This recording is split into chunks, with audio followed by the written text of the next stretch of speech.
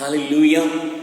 சர்வ வல்லமையுள்ள தேவன் நம்முடைய ஜெபத்தை கேட்கிறவராயிருந்து நம்முடைய கண்ணீரெல்லாம் துடைத்து அவர் நம்மை சமாதானத்தோடும் ஆசீர்வாதத்தோடும் அவர் காக்க வல்லவராயிருக்கிறார். அவரை நோக்கி எப்பொழுதும் வேண்டுதலோடு விண்ணப்பத்தோடு நாம் காத்திருக்க வேண்டும். நாம் ஜெபிப்போமா? மகா மேன்மையும் வல்லமையும் உள்ள தேவனை பிதாவை, உடைய சமூகத்திலே காத்திருக்கிற ஒவ்வொரு பிள்ளைகளையும் கர்த்தர் பலப்படுத்தி கொண்டிருக்கிற கிருபைக்காக நன்றி.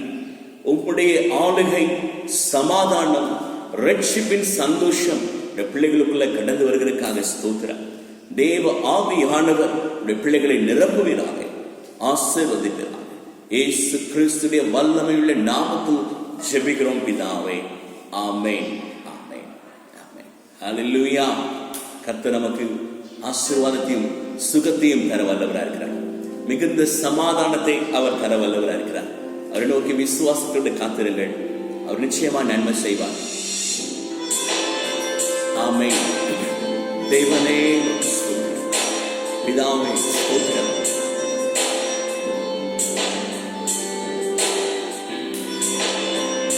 ஜீசஸ்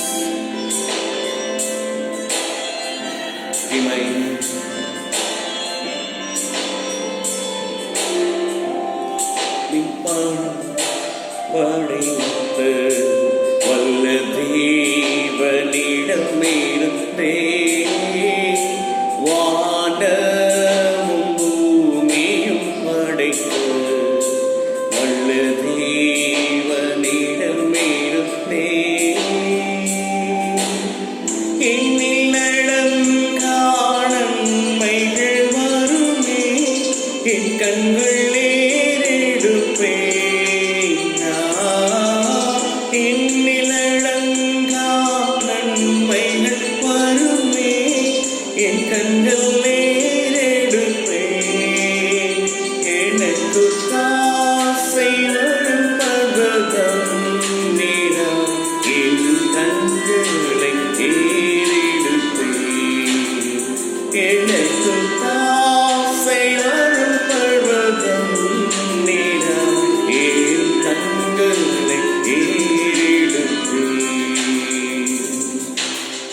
தேவனுடைய சமூகத்துல எப்பொழுதும் அவரை நோக்கி கூப்பிட்டுக் கொண்டே இருக்கிற தேவ பிள்ளைகளுக்கு நிச்சயமாகவே நன்மை உண்டாகும், ஆசீர்வாதம் உண்டாகும். ஆமென். தேவனே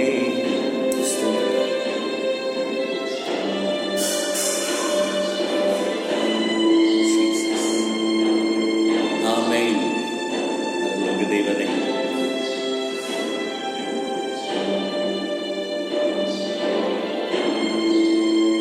தேவனே இரக்கம். Jesus, praise the Lord.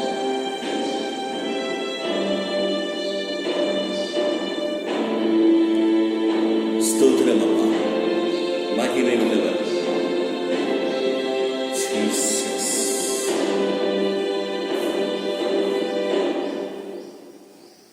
உங்கள் பெயர்ந்த நன்றி நிலை மாற்றி துவியதென்றினும் மலைகள் பெயர்ந்ததென்றினும் நிலை மாற்றி துவியதென்றினும் மாறிடுமோ அவர் கிருபை என்னாலும் ஆறுதல் எனக்கவனே. மாறிடுமோ அவர் கிருபை என்னாலும் ஆறுதல் எனக்கவனே. எனக்கு தாசை வரும் பர்வதம் நீரம் என் கண்களை ஏறிடுமே. எனக்கு தாசை வரும் பர்வதம் நீரம் என் கண்களை ஏறிடுமே. ஹல்லேலூயா. உடைய நாமத்துக்கு ஸ்தோத்திரம் ஆண்டவரே. உடைய நாமத்துக்கு மகிமை அப்பா. உடைய நாமத்துக்கு எல்லா புகழும் துதியும் உண்டாகட்டும். நோக்கி பார்த்தவருடைய முகங்கள் பிரகாசம் அடைந்ததே. தேவாதி தேவன் எங்களோடு இருக்கிறதுக்காக நன்றி, நன்றி, நன்றி ஆண்டவரே. நன்றியோடு ஸ்தோத்திரிக்கிறோம். ஹல்லேலூயா, ஹல்லேலூயா. வேத பகுதியை நாம் வாசிக்க போகிறோம்.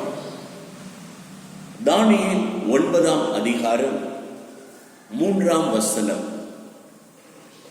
நான் உபவாசம் பண்ணி ரெட்டிலும் சாம்பலிலும் உட்கார்ந்து தேவனாகிய ஆண்டவரை ஜெபத்தினாலும் விண்ணப்பங்களினாலும் தேட என் முகத்தை அவருக்கு நேராக்கி.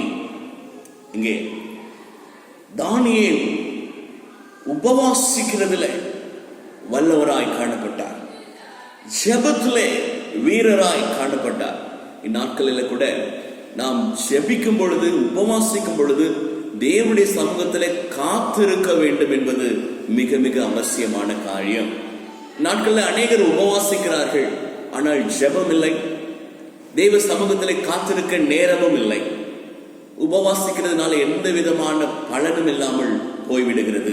தெய்வ பிள்ளைகளை, தேவ சமூகத்தில் நீங்கள் காத்திருக்கும் பொழுது அவருடைய வார்த்தை உங்களுக்கு வெளிப்படும். அவருடைய சமூகத்திலே முழங்காலில் நின்று அவரை தேடும் பொழுது அவருடைய முக பிரகாசம் உங்கள் மேல் வீசும்.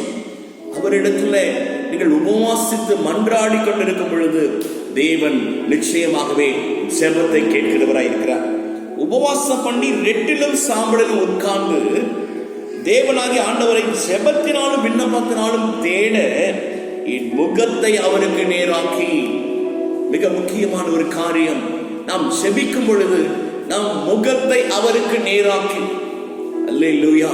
அப்படி என்றால் நம்முடைய சிந்தனை, நம்முடைய ஆவி, ஆத்மா, முழு பலனும் கர்த்தருக்கு கொடுக்கப்பட வேண்டும்.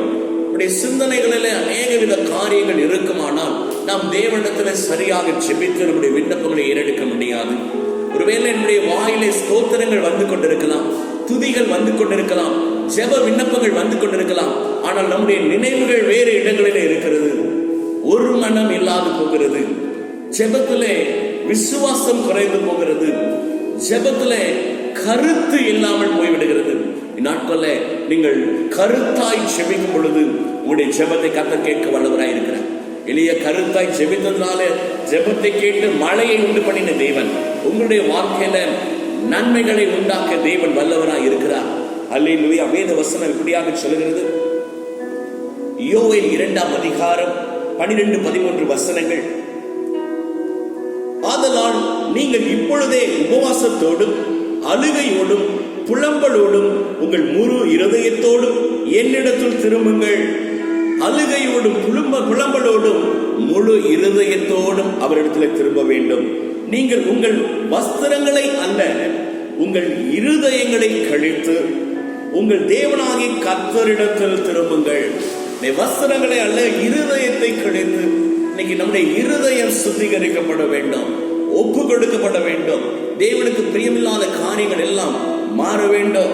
கர்த்தருடைய சமூகத்தில் முற்றிலுமான அர்ப்பணம் இருக்கும் பொழுது நம்முடைய ஜெபத்தை கர்த்தர் கேட்க வல்லவராய் இருக்கிறார். அவருடைய சித்தத்தின்படி ஜெபிக்கிறவர்களுக்கு கர்த்தர் நன்மை செய்ய வல்லவராய் இருக்கிறார். இந்நாட்களில நம்மை முற்றிலுமாக தாழ்த்தி அவர் முகத்தை தேட வேண்டும். ஒத்தாசை வருகிற பர்வதங்களுக்கு நேராய் என் கண்களை ஏறெடுக்கிறேன். வானத்தையும் பூமியை உண்டாக்கின கர்த்தரிடத்திலிருந்து எனக்கு ஒத்தாசை வரும், கர்த்தரிடத்திலிருந்து ஒத்தாசை வரும். இன்னைக்கு தேவனுடைய சமூகத்துல இருக்கிற பிள்ளைகளை அவருடைய முகத்தை நோக்கி பாருங்கள், அவருடைய சமூகத்தை தேடுங்கள், மேலானவைகளை தேடுங்கள். உடைய சிந்தனை, சொல், செயல் எல்லாம் கிறிஸ்துவை சார்ந்ததா இருக்கட்டும். இந்த உபவாச நாட்கள் என்று சொல்லும் பொழுது நம் சரீரம் ஒடுக்கப்பட வேண்டும். சரீரத்தின் இச்சைகளை நிறைவேற்றாதபடி சரீரத்தை ஒடுக்கி தேவனுடைய சமூகத்துல பயபக்தியோடு காத்திருந்து கர்த்தருடைய சமூகத்திலே ஒருமனப்பட்டு நாம் ஜெபிக்கும் பொழுது கர்த்தர் பெரிய காரியங்களை செய்கிறவராய் இருக்கிறார். குடும்பத்தாரோடு கூட ஒருமனப்படுங்கள். அல்லேலூயா. 2-3 பேர் ஒருமனப்பட்டு கூடி ஜெபியுங்கள்.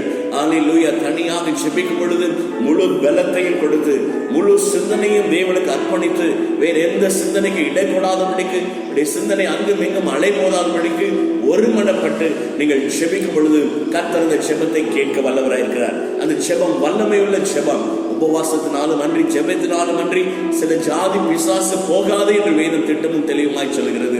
இந்நாட்களில் இந்த உபவாச ஜெபத்துக்கு வல்லமை உண்டு. அல்லேலூயா.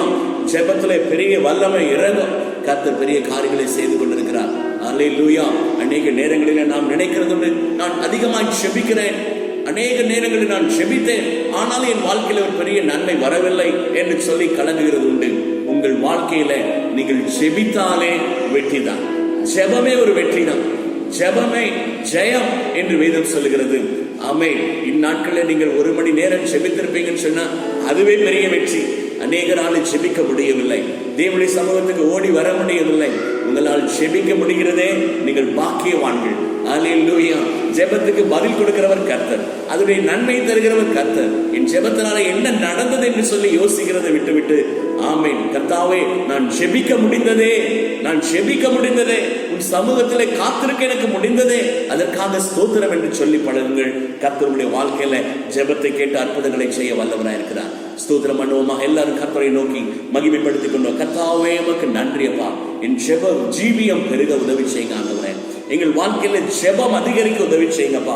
சத்துருக்களுடைய போராட்டங்களை மேற்கொள்ள, அந்தகார கிரியைகளுடைய வல்லமைகளை மேற்கொள்ள தேவ ஆவியானவர் எங்களுக்குள்ள ஒரு ஜெப அபிஷேகத்தை ஊற்றுங்க. ஒவ்வொரு பிள்ளைகளுக்குள்ள ஜெப வல்லமையை ஊற்றுங்க, ஜெப ஆவியை ஊற்றுங்க. உபவாசத்து ஜெபிக்க, முழு மனதோடு ஜெபிக்க, ஒருமனப்பட்டு ஜெபிக்க ஆண்டவரே கர்த்தர் தாமே கருத்தாய் செபிக்கிற கிருபையை எங்கள் ஒவ்வொருவருக்கு தந்தரும்படியாக ஆவியானுடைய கரங்கள் மேல் அமரும்படியாக நாங்கள் செபிக்கிறோம். நேச கரத்தில் அர்ப்பணிக்கிறோம். எங்கள் செபத்தை கேட்டு கர்த்தர் அப்படியே செய்யப்போற கிருபைக்காக நன்றி. ஒவ்வொரு மேல விசேஷத்த ஆவியை ஊற்றும், ஆளுகை செய்யும், ஆசீர்வதியும். மீட்பு ரட்சகருமாக இயேசு கிறிஸ்துவின் வல்ல நாமத்தில் செபிக்கிறேன் பிதாவே. ஆமென், ஆமென். தேவ பிள்ளைகளே, ஜெபத்திலே முழு மனதோடு கூட நீங்கள் கர்த்தரை நோக்கி பாருங்கள், முகத்தை அவருக்கு நேராக திருப்புங்கள். அவர் காரியங்களை வாய்க்க செய்வார். கர்த்தர் உங்களை ஆசீர்வதிப்பார்.